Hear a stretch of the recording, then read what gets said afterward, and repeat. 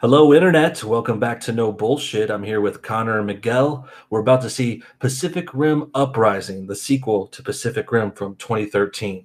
Very excited. A lot of energy in the room, a lot of cell phones, a lot of tweeting.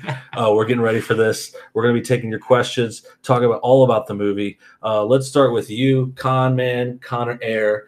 Can you first thoughts on Pacific Rim Uprising? Can I go by What the Folk Show? Since that's what I've heard. Yeah, of course. So when you see here Connor, you just think What the Folk Show, another podcast which will be recorded. Connor, host of What the Folk Show. Yes. On SoundCloud, Stitcher, iTunes, your phone, multiple my platforms. phone, all phones. This episode, the post-watch, we'll come back and do that. A full episode of the recording will also be coming out next week. I'm excited. Yeah, Pacific Rim. It's just tough for me because, guys, I hated about an hour of that movie. I loved 35 minutes of it, but any part where there weren't robots fighting each other, I thought was disgusting. What? It was so good. So I watched it was good if night. you're like 10 years old and you like have no Shots imagination. fired. I know. I mean, Shots fired. what? Man. Okay, well, elaborate. Terrible casting. But it's an international film. I talk about tropes. Charlie Hunnam is a national treasure. Charlie Hunnam in where? For not this country. Not this country. Who would let him here? Charlie Hunnam he could stay in England. We don't need him. I mean, it was an international cast for a reason. I mean, it's a worldwide film because the world has come. But I'm American, so I'm more of a. Let's be honest. You're more of a European kind of guy anyway. Why? I've always been a little more liberal and progressive. But I don't think that's going to change. European tendencies. Usually in high school, people don't play sports are progressive because they're not athletic. Ran track, bro. No one thinks track is a sport. I think it's in the Olympics. And I went to high school with you. You didn't run track. When you say you say European, I hear faggy. I'm sorry. Yeah, that's kind of. I'm saying like feminine in a way. Feminine. I thought that was a feminine movie. Sorry, I was making films in high school. You did. Okay, You did. I was getting my love of movies up. You sounded more European. That's like French cinema. Anyways, no, but That was very European. No, I'm kidding. when it's a whole world event, you can't cast Americans to play foreigners. I mean, Why not? Because how is that going to work? Did they say that the brothers in the beginning weren't American? Was that ever actually but pointed out? They were American. Yeah, I think they were. Yeah. So why not have an American play that part? Because he's not good. Charlie Hunnam's only been good in one role for me. Yeah, I agree with that. And I think he's only been successful box office wise in one role other than Pacific Rim, which was Sons of Anarchy, where he played a ghetto person, and then Green Street Hooligans, which didn't make a lot of money. Yeah, but he was ghetto. That's why it worked. Those as far were as the good. hero, I don't buy it. Well, I mean, No, his those first are role good. though, it was back in Undeclared. He played a thespian.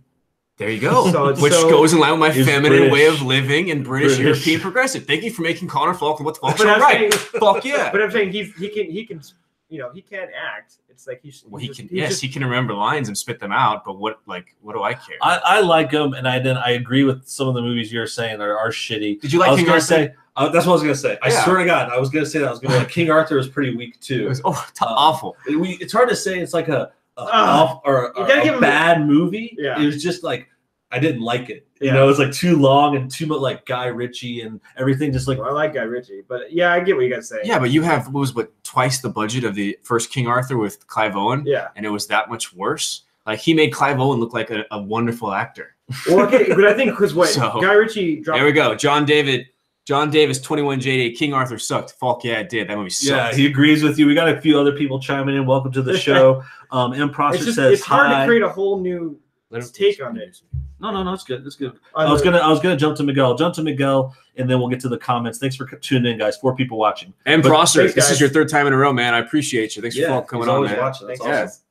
I know. I'm just saying, like it's hard for like a writer to create a whole new universe or just a whole original story from a story that's been told so many times. So yeah, it definitely fell flat when it came to like an overall story. But just for the originality and the difference of what we saw with the Clive Owen one compared to this one, I would give him at least some credit. No originality. It was like Sword in the Stone with CGI meets King Arthur. That's what it was. But I mean, they added sort of like the crazy. I mean, I liked his upbringing. I thought you were talking about Pacific Rim for a second too. So No, I know. We can get back to it. Yeah, no, that's what I thought you were talking about for a second, but I forgot about King Arthur. But King Arthur is I didn't like it. I think there could be fans of it. It was like a well-made movie. Like it wasn't shit, but it just wasn't. It didn't hit. I agree. It didn't hit. It wasn't like diarrhea, poison shit. It was like, okay, I got a nice log kind of shit. It was a well-crafted shit that you like pinched off clean Yeah. It was good for movie pass. Let's just say that. It was. Yeah.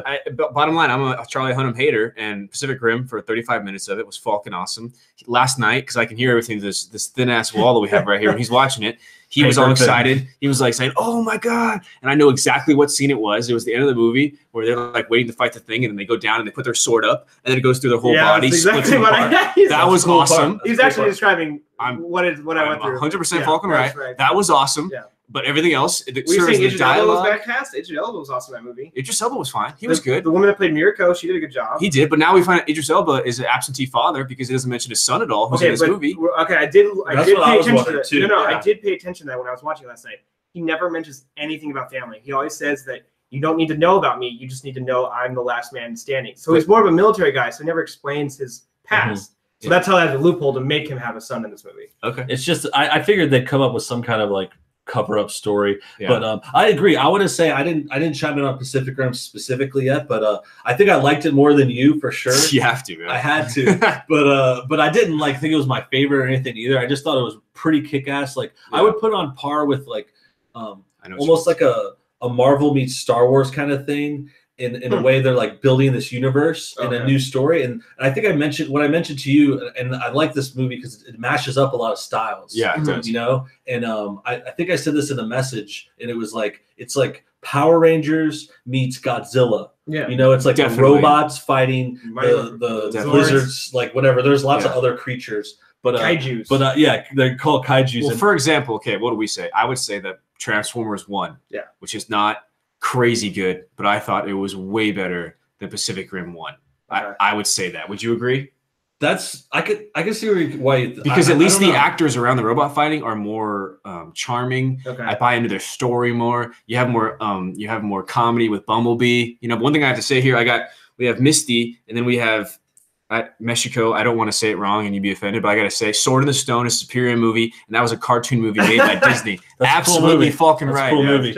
Yeah, thanks Misty for tuning in, always watching the show. They say they have zero interest in the movie, just here supporting. So they're not in the Pacific Rim, but we're talking about it anyway.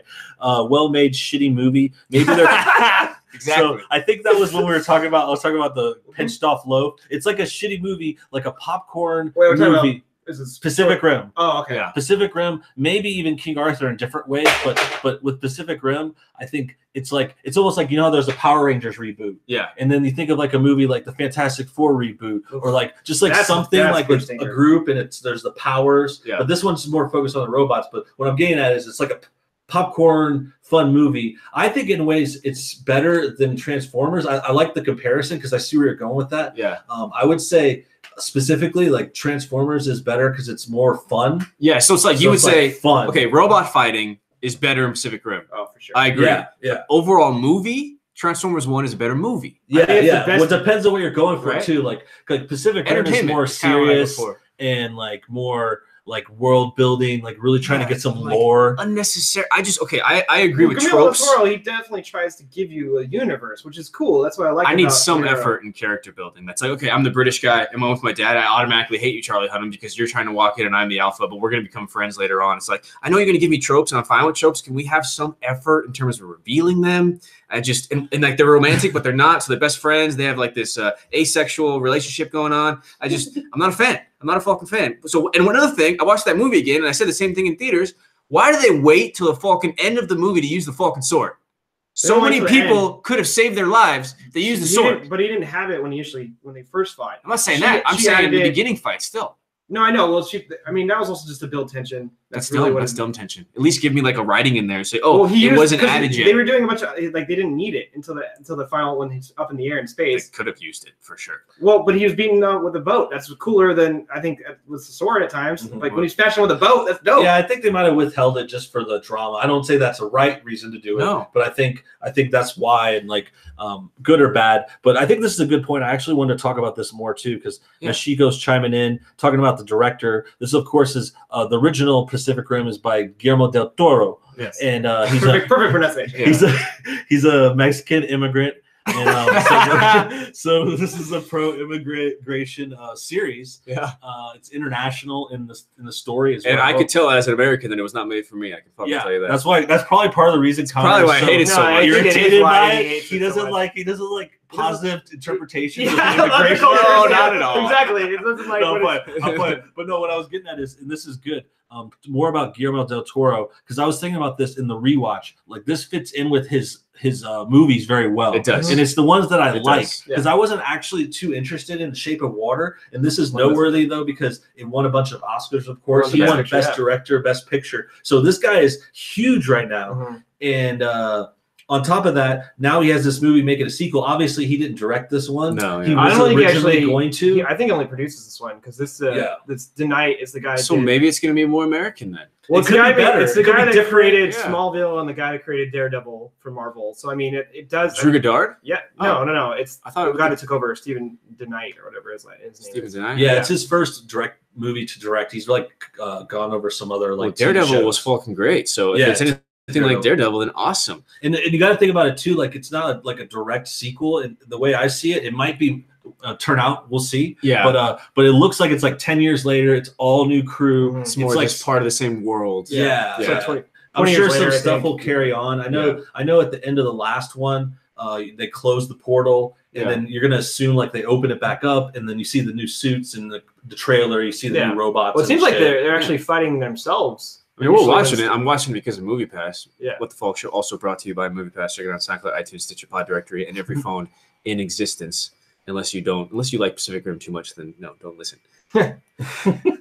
I mean, well, because your plugs get longer and longer. I mean, so when you're talking about Guillermo del Toro, like I just watched Blade 2, and it does. Blade 2 is awesome. You know, he does have a style. Hellboy, Yeah, even like all these movies, he has these big, epic, kind of like amazing design set pieces of like these characters he creates. For and sure. the color, like I love his color scheme. Very yellow tinted, like dark, Mhm. but also with the bright. And like, everything's like interesting uptones, right? and new and like original, and that's like what I was getting at too. Like those are the movies I was thinking of, and in some ways like Pan's Labyrinth Oh, I too, love Pan's Labyrinth. visually. Yeah. And Talk about the movie you should have won an Oscar for. That's the movie you should have. that was a good one. Yeah. And but more specifically, like the Hellboys, and I was also thinking because in the first Pacific Rim it has Hellboy, the actor Ron Perlman. Yeah, Ron Perlman, and he has a small appearance in Pacific Rim, but it just reminded me of like the old Guillermo del Toro stuff, like the favorite stuff, which I think is mainly like for me Hellboy, Blade 2 in a lot of ways too, but that was just kind of like earlier. Yeah. But when he made those Hellboy movies, that was awesome, and I wish Pacific Rim would be more awesome like that. Maybe the new one will kind of like switch gears because Well, I think it's definitely gonna the audience is gonna be more like Connor's. I would hope so. I feel like Because why else would I watch it? Because it wasn't very big successful domestically. It wasn't successful domestically. It still made like it still made enough money for a 70 million. sequel, but it It wasn't made like 50 stunning. million of its. It made like 50% of its budget here. Yeah, yeah. Everything else was made in different countries. Yeah, So but it's still a lot. In this movie is actually in a lot of ways aimed for China and stuff now, like Oh, how absolutely. Transformers was and other like high tech robot stuff. And let's be honest, And, Transformers has gotten worse every movie. So maybe Oh, because yeah, they're yeah. going away against Americana a little bit is why Those they're are sucking so much. unwatchable. Those are unwatchable. But let's wrap things up. We're actually getting close to time. We're at about 15 minutes. So final thoughts. We're going to see Pacific Rim. Thanks for tuning in, by the way, everybody. LM, Yeah, thanks, guys. Mexico, Misty, awesome stuff. We'll be back in Thanks for about listening, everybody. 2 hours, Yeah. probably a little bit longer. We're going to see the movie. We're going to have another stream afterwards. We'll tell you about how it was. But final thoughts. I went to you first last time. Let's start with Miguel. Yeah. Last thoughts going into the movie. Are you stoked? How I good mean, do you think it'll be? I'm hoping it's at least an enjoyable watch. I don't know. I really like the first one, so it's got a lot to live up to. Has to be fucking better than the first one. Hope so. Has to be. But I'm not paying for it. I'm using MoviePass. I would not pay for it out of my own money. I would only use MoviePass. Okay. Ready You Player guys One. felt like you both felt like you had to asterisk that. You're like, Yes, I'm I need going, to. I need to ask but her. movie pass. Like, Yeah. I'm getting a discounted rate. Definitely. I've been watching Jessica Jones season 2. doing That's this been way better. so we can tell you guys whether or not to spend money on it. So we can get a- into yeah, it. part of it We're is- actually technically legally obligated to disclose that. Yes. So Yeah. Thanks, MP. So thanks for tuning in, guys. We'll see you after the movie. Peace.